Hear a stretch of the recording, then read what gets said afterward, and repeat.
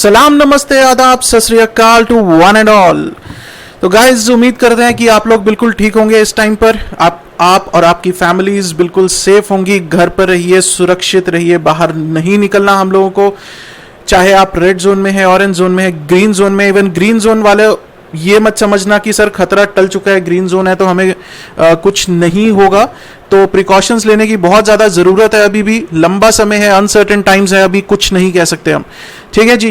तो अब गाइस, पिछले 2 दिन में 3 इंपॉर्टेंट अनाउंसमेंट्स आ चुकी हैं। सबसे पहले सीएस इंस्टीट्यूट की तरफ से आई, उन्होंने अपने एग्जाम्स पोस्टपोन कर दिए जुलाई में।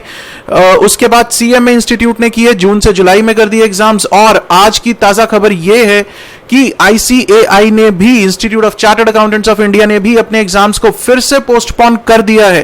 पहले मई में एग्जाम्स थे, मई से 19 जून को पोस्टपोन हुए। और अब की आज की नोटिफिकेशन है सर 2 मई 2020 की। आज की ताजा नोटिफिकेशन है हमारे पास कि एग्जाम्स जो हैं अब 29 जुलाई से स्टार्ट होने जा रहे हैं। ये नोटिफिकेशन रही कि कोविड-19 की सिचुएशन को देखते हुए पिछले कुछ दिन से जो स्टूडेंट्स थे वो बहुत घबराए हुए थे कि इंस्टीट्यूट हमें कुछ क्लैरिफाई नहीं कर रहा, एग्जाम्स होंगे नहीं होंगे, अब सीधा नवंबर में होंगे, किस तरह से होंगे, क्या होगा सर। तो इंस्टीट्यूट पे विश्वास रखो। बार बार सभी लोग, सभी सीनियर जितने भी चार्टर्ड अकाउंटेंट्स हैं, मेंबर्स हैं, सभी ये कह रहे थे कि इंस्टीट्यूट पे भरोसा रखो। इंस्टीट्यूट के लिए अपनी स्टूडेंट्स की लाइफ सबसे पहले है, एग्जाम्स पहले नहीं है। और उसी चीज को देखकर इंस्टीट्यूट ने आज नोटिफिकेशन निकाल दी है। तो अब एग्जाम्स जो है, फाउंडेशन के एग्जाम्स जो है वो 7 अगस्त से स्टार्ट हो रहे हैं और 14 अगस्त को खत्म होंगे। आईपीसीसी ओल्ड स्कीम के 30 जुलाई से स्टार्ट होंगे और 13 अगस्त को खत्म होंगे। जो न्यू कोर्स है उसके भी 30 जुलाई को स्टार्ट होंगे, लेकिन खत्म सर 16 अगस्त को होंगे, क्योंकि हमारे पास एक एक्स्ट्रा पेपर है उसमें एफएमईको का। फाइनल के जो एग्जाम्स हैं वो 29 से स्टार्ट होंगे, चाहे वो ओल्ड कोर्स है चाहे वो न्यू कोर्स है।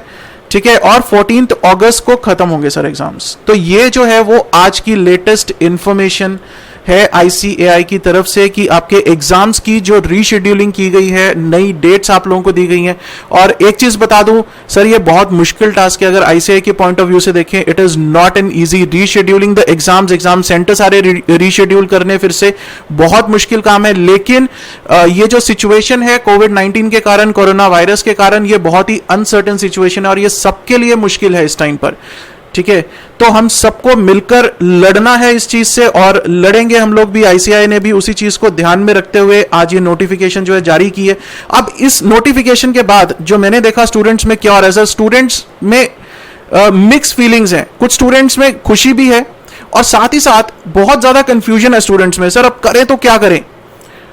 ठीक है। हमने तो सर मई के हिसाब से सोचा था, मई में एक ग्रुप देंगे, नवंबर में दूसरा ग्रुप देंगे। अब सर एग्जाम्स तो चले गए अगस्त में, अब करें तो क्या करें सर, बहुत मुश्किल है। अब तो सर अनसर्टेन हो गया बिल्कुल। ठीक है। तो घबराने की जरूरत नहीं है। सबसे पहले मैं यही चीज कहूंगा सभी स्टूडेंट्स को कि पैनिक क्रिएट मत करो किसी भी तरह का। You don't need to panic at all. ठीक है। अभी नीड ऑफ द आवर क्या है कि अभी जो भी डेट्स मिली है हमें रीप्लान करना है। अब हमारी जो भी स्ट्रैटेजीज थी, चाहे वो जून को, पहले मई को लेकर थी, फिर जून के हिसाब से आप लोगों ने डेफिनेटली स्ट्रैटेजीज बनाई होंगी। अब उसको हम लोगों ने फिर से रीप्लान करना है कि अब हमें सर किस तरह से करना है। कंसीडरिंग 2 थिंग्स, 1 की जो हमारे एग्जाम्स है अब 30 जुलाई से वो स्टार्ट होंगे ही होंगे, और दूसरी चीज की जो नवंबर एग्जाम्स है वो किसी भी तरह से पोस्टपोन नहीं होंगे। ये 2 चीजों को माइंड में सोच के चलना है। उसके हिसाब से हम लोगों को अब रीप्लान करना होगा। पैनिक नहीं, प्लान करना है। ठीक है। तो इसको अपना मंत्र बना लो कि पैनिक नहीं, प्लान करेंगे। राइट। तो अब प्लान क्या करना है सर, जिन्होंने सोचा था कि हम लोग जो अभी जो जून अटेम्प्ट थी या मई अटेम्प्ट थी उसमें हम लोग फर्स्ट ग्रुप देंगे। ठीक है। और जिन्होंने कहा था कि प्लान किया था कि नवंबर 20 में हम लोग सर जो है वो सेकंड ग्रुप अपना प्लान करेंगे।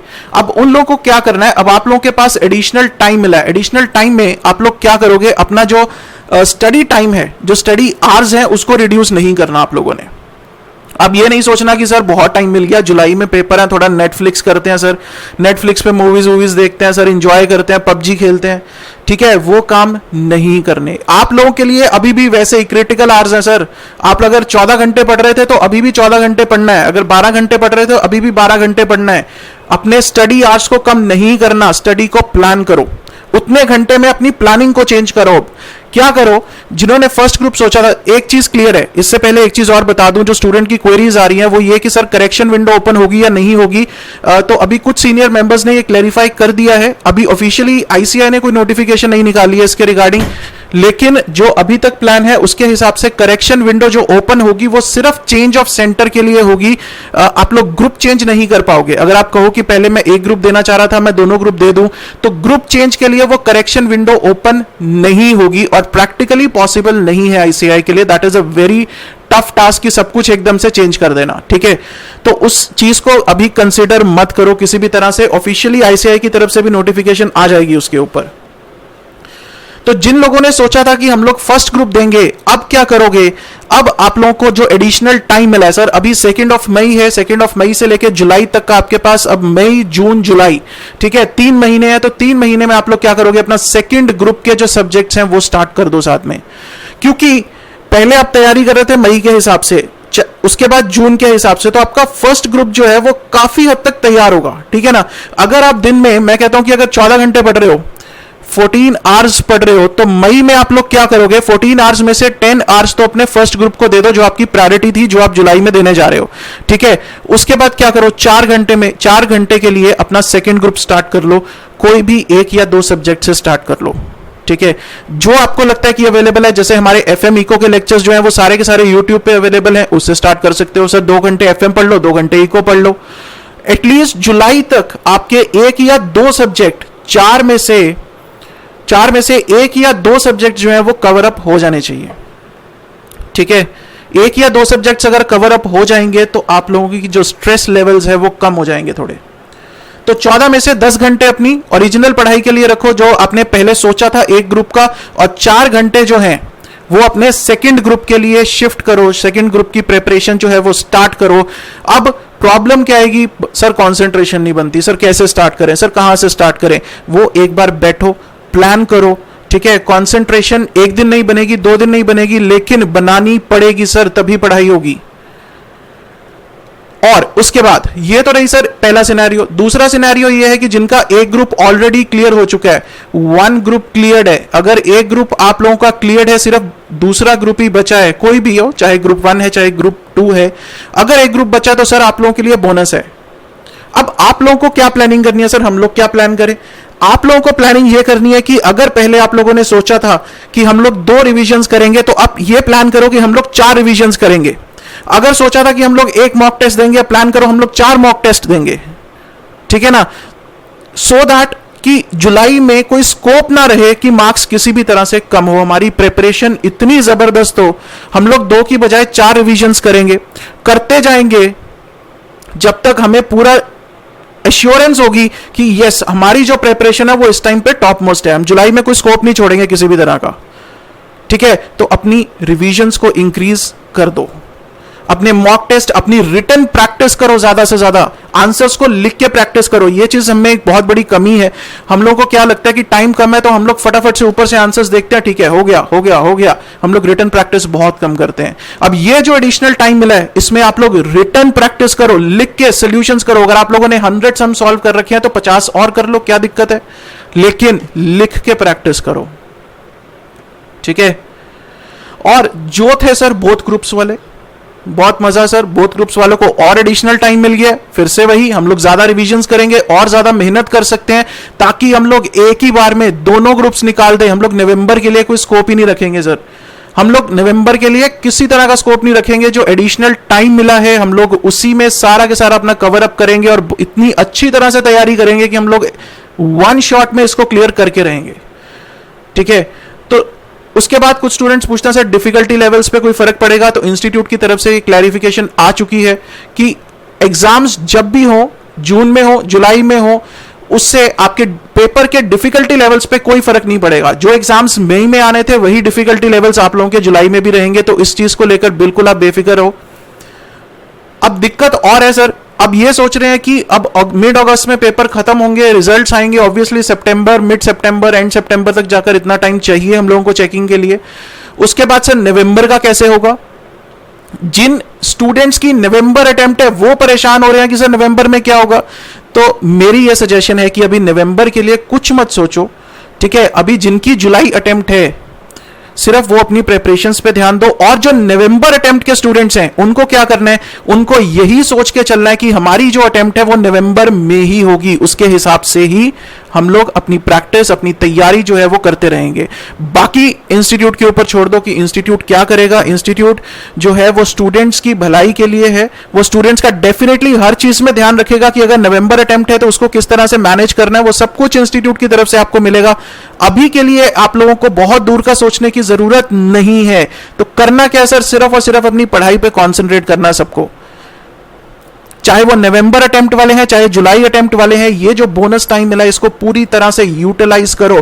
ये कैटेगरी के लिए सबसे ज्यादा कंफ्यूजन है सर। अब ये कैटेगरी वालों को बहुत ध्यान से अपनी जो है वो प्लानिंग करनी है कि पहला ग्रुप हमने अभी सोचा था, दूसरा ग्रुप नवंबर में सोचा था, ठीक है, तो अभी से दूसरे ग्रुप की तैयारी जो है वो अभी से स्टार्ट कर दो, ताकि आप लोगों को बाद में पछताना ना पड़े कि काश मैंने वो 3 महीने में कुछ पढ़ लिया होता, काश उस टाइम पे मैंने पबजी ना खेला होता, काश उस टाइम पे मैंने नेटफ्लिक्स पे मूवीज ना देखी होती, मैंने पढ़ाई पे टाइम दे लिया होता। ठीक है, तो अपने जो आवर्स हैं, जो स्टडी आवर्स हैं, उनको कम नहीं करना। हम लोगों ने कंसंट्रेशन बनाए रखनी है, घर पे रहना है, सेफ रहना है, घबराने की जरूरत नहीं है किसी भी सिचुएशन से।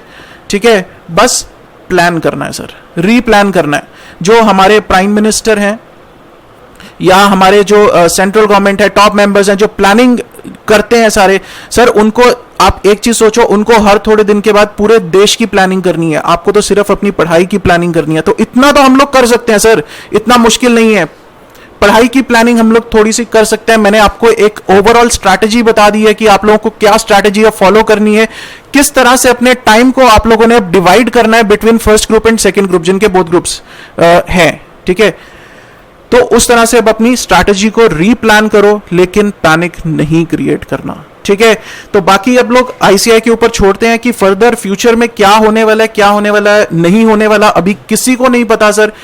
ये जो हमारी सिचुएशन अभी चल रही है कोविड-19 की, कब तक खत्म होगी, कब तक सिचुएशंस इंप्रूव होगी, अभी कुछ किसी को नहीं पता। These are totally uncertain situations, worldwide situations uncertain है, तो हम लोग तो सर क्या सोच सकते हैं अभी। ठीक है, तो फोकस किस चीज पे, सिर्फ और सिर्फ पढ़ाई पे हमारा फोकस होना चाहिए, कि हम लोगों ने सिर्फ पढ़ाई पर ध्यान देना है। और अब जो भी अटेम्प्ट है उसको वन शॉट में हम लोगों ने क्लियर करना ही करना सर। हमें टाइम मिला है तो इसका यूटिलाइजेशन करेंगे। ठीक है जी, अब एक दो क्वेरीज और जो मेरे पास काफी सारे स्टूडेंट्स पूछ रहे थे सर कॉस्ट अकाउंटिंग की हैंडबुक्स को लेकर, कि हैंडबुक्स की सर डिलीवरी हो रही है। अभी फिलहाल के लिए डिलीवरीज पॉसिबल नहीं है, लेकिन हम लोगों ने ई नोट्स जो है वो स्टार्ट कर दिए हैं। कॉस्ट अकाउंटिंग के क्वेश्चन बुक भी मिल रही है, ई नोट्स भी मिल रहे हैं। ठीक है, तो वो आप लोग हमारी वेबसाइट पे अब जाकर ले सकते हो। इवन एफएम के भी फाइनेंशियल मैनेजमेंट और कॉस्ट अकाउंटिंग दोनों की जो ई नोट्स हैं, ई स्टडी मटेरियल है, वो अब अवेलेबल है। लेकिन अभी जो है हार्ड कॉपी डिलीवरीज पॉसिबल नहीं हो पा रही हैं, किसी भी तरह से सेफ नहीं है अभी निकलना, जाकर पोस्ट करवाना एंड ऑल दोस थिंग्स अभी पॉसिबल नहीं है किसी भी तरह से। लेकिन ई स्टडी मटेरियल अवेलेबल है, और बाकी के कोर्सेज जो भी हैं हमारे सब चल रहे हैं अभी। कॉस्ट अकाउंटिंग का स्टडी मटेरियल कोर्स चल रहा है, फास्ट ट्रैक कोर्स चल रहा है कॉस्ट अकाउंटिंग का, और जो भी कोर्सेज फ्यूचर में आते रहेंगे हम आप तक उसकी इंफॉर्मेशन जरूर पहुंचाते रहेंगे। राइट, सो गाइज अभी के लिए सेफ रहो, अपनी पढ़ाई पे फोकस करते रहो। Good luck to all of you, God bless you all, thank you so much.